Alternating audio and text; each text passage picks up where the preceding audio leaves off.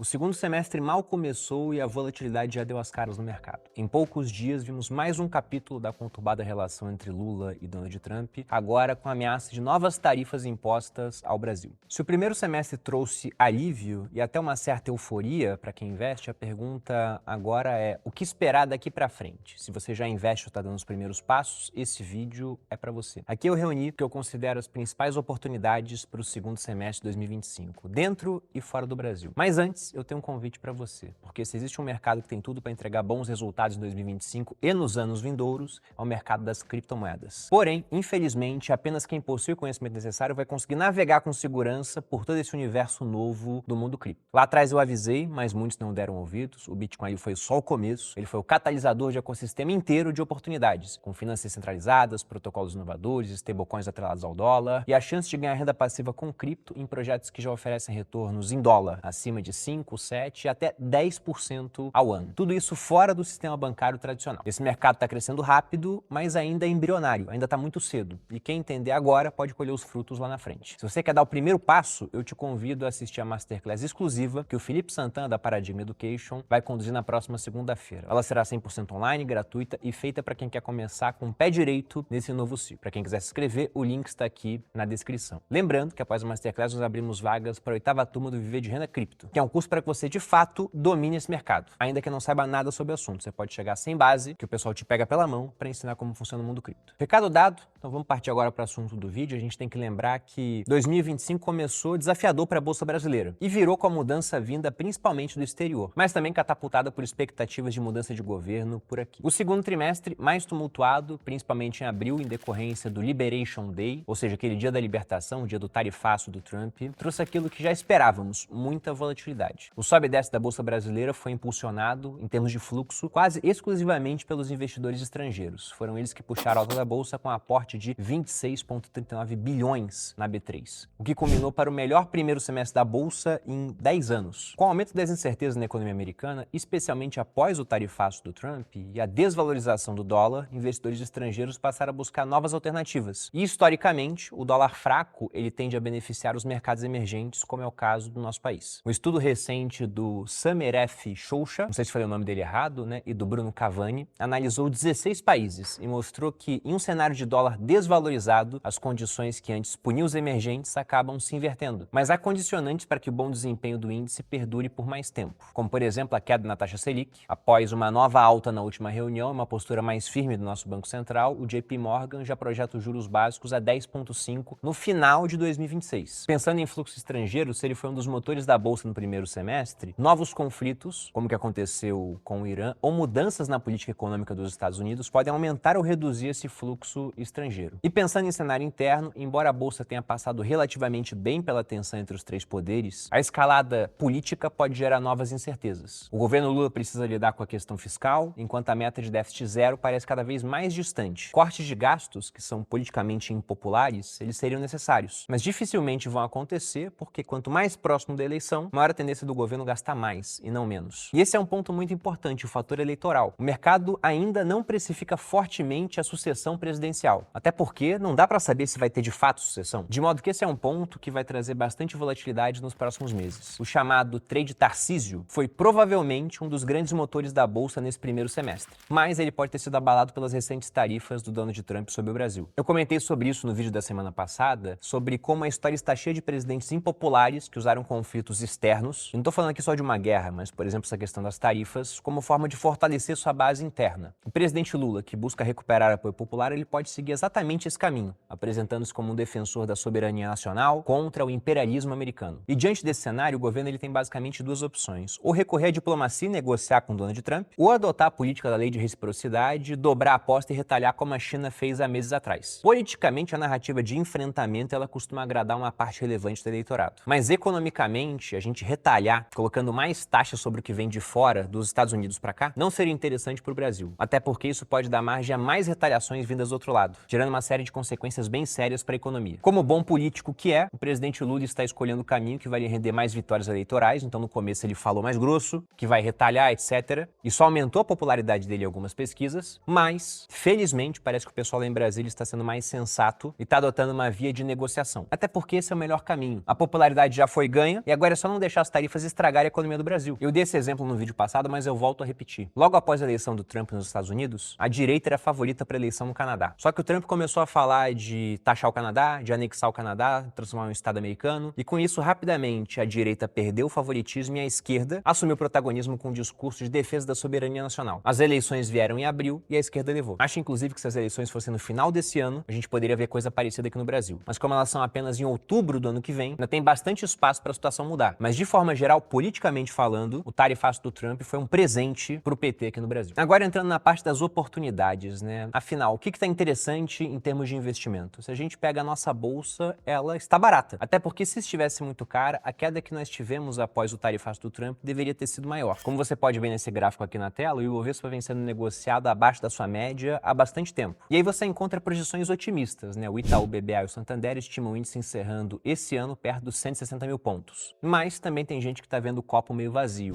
A BCA Research, uma das maiores casas de análise macro do mundo, publicou um relatório recente com um título bem direto: o Brasil não vale o risco. Segundo eles, o país enfrenta uma combinação perigosa de dívida pública crescente, déficit externo elevado, desaceleração iminente por conta dos juros altos e instabilidade política em ano pré-eleitoral. Eles vão além, eles afirmam que nem mesmo um novo governo de direita seria capaz de conter o avanço da dívida, a menos que houvesse um choque de austeridade no estilo Milei, algo considerado politicamente inviável. Até porque eu duvido que alguém com o mesmo discurso do Milei iria ganhar a eleição aqui no Brasil. E tem mais, com a desaceleração do crédito, aumento da inadimplência e queda nas commodities, o risco de recessão no Brasil nos próximos 6 a 9 meses é real, na opinião do pessoal do BCA Research. E aí, por isso, a recomendação deles é clara: é redução de exposição à Bolsa Brasileira. E aí você não precisa concordar com tudo que foi dito aqui em termos de apontamentos, mas quando uma casa desse porte publica algo assim, vale a pena prestar atenção. Se isso vai se concretizar, ainda é cedo para dizer, ainda mais após essa mudança recente de ares desencadeada pelas tarifas do Donald Trump. Mas seja qual for o desfecho, é natural que se espere muita volatilidade. Então eu, por exemplo, olhando para essa bolsa barata, eu evito pegar cases de turnaround, né? Pô, a empresa que ela é muito alavancada e gasta muito com o serviço da dívida porque os juros estão altos. E aí o JP Morgan projeta que o juro vai cair de 15% para 10,5% até o final do ano que vem. Aí tem empresa que ficava no negativo e vai passar a estar positivo porque vai estar pagando menos juros. Isso tende a levar uma empresa realmente para cima. Mas tendo em vista que há muita incerteza nesse cenário, eu prefiro ficar no feijão com arroz, pegando empresas lucrativas, pouco endividadas, várias delas descontadas em bolsa. Tem muita coisa boa ainda negociando abaixo do valor patrimonial, que na hora da subida não vai ser o que mais vai subir, mas se a subida não vier, o Brasil continuar negociando abaixo da média, também está longe de ser aquilo que mais vai cair. E agora, fugindo um pouco da bolsa, mas ainda olhando para ativos nacionais, vale a pena acompanhar o comportamento do Tesouro IPCA+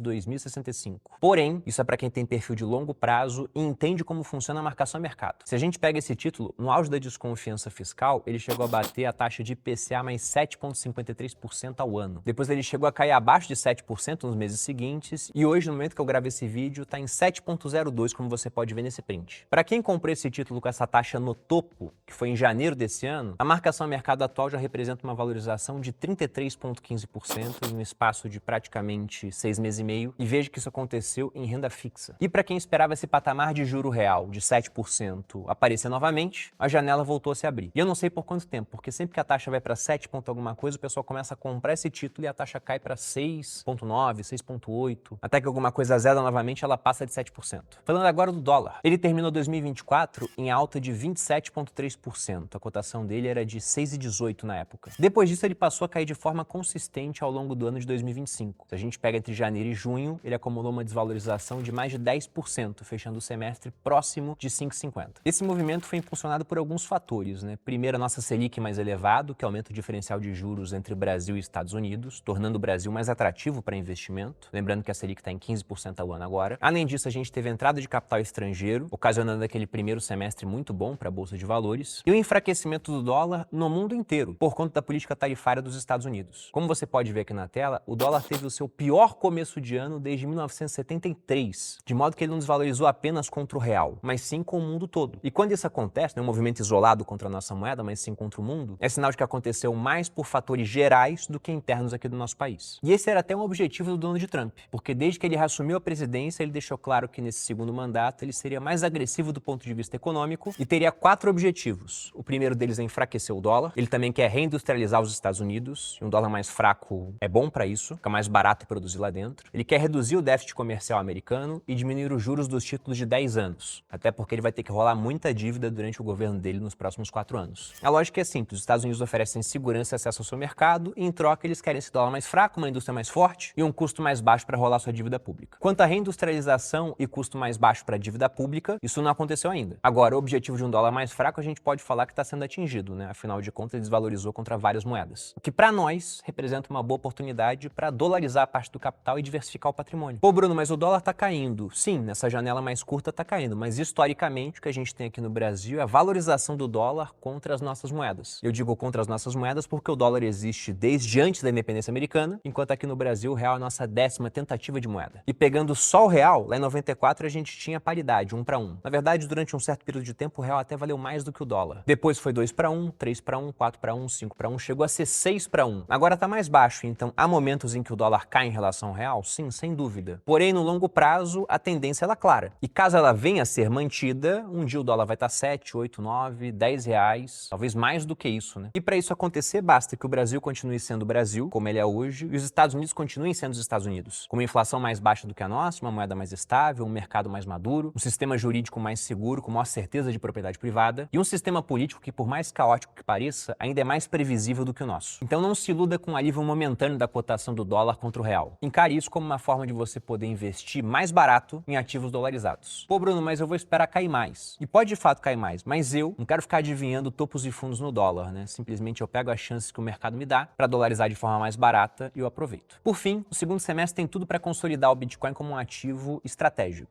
Embora acumulado do ano ele esteja em torno de 15% de valorização, vale lembrar que só em julho o ativo chegou a subir 10%, batendo a nova máxima histórica em torno de 123 mil dólares. Os motivos para alta estão no vídeo que eu publiquei recentemente, o card dele está aqui para quem quiser assistir. Mas em resumo, nós temos a demanda vinda dos ETFs, a expectativa de corte de juros nos Estados Unidos e o ambiente regulatório mais favorável não só para o Bitcoin, mas para as criptomoedas em geral. Essa pode ser a última grande janela de oportunidade do ano de 2025 e aqui novamente eu não falo só do Bitcoin. E para quem quiser dar o seu primeiro passo nesse mundo, você pode usar a plataforma da Bit. Lá você consegue comprar Bitcoin e outras criptomoedas de forma fácil, rápida e segura usando o seu celular. E ainda pode receber um cashback de R$30 depois da sua primeira compra de R$300. Para isso, basta que você crie a sua conta utilizando o cupom PERINE30. Aproveite enquanto ainda é possível acumular satoshi de forma mais barata. Até porque se você pensa em longo prazo, ter comprado a 120 mil dólares, 110, 100, 90, 80, vai fazer pouca diferença daqui a 10 anos. O que vai ter feito diferença mesmo é ter comprado e segurado. Para quem quiser abrir a sua conta, tem um link aqui na descrição.